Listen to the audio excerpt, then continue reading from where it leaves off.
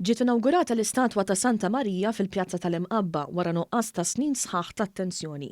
F'ċerimonja tal-inaugurazzjoni ġie spjegat fil-fatt li parti mill-istatwa bħal kopla tal-Knisja Biswita inqerdet tul il-gwerra mingħajr ma qatt sar xi xogħol fuqha. Il-proġett tmexxa mis-Soċjetà Santa Marija u Banda Re Ġorġ Ħamsa fil-lokalità stess, kif spjega l-President Carlo Xiberras.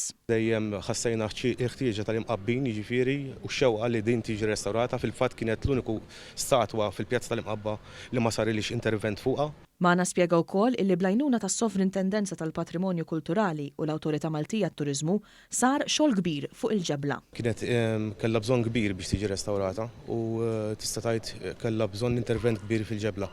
Kellek il-ġebla tista' tgħid marida wkoll jiġifieri u kienet intliet ukoll bil-biswidija tal-ġebla. Jiġifieri l-intervent tagħha sar intervent verament intensiv fuq il-ġebla tindif.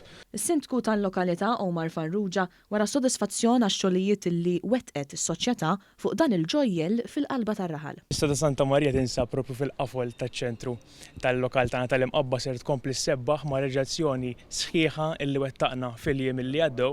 Il-Ministru għat-Turiżmu Clayton Bartolo qal li dan il-proġett jikkumplimenta investiment maġġuri li qed isir biex Malta kollha tkun żona turistika li se tippermetti li l-Gżejjer Maltin jagħtu esperjenza turistika holistika u ta' kwalità.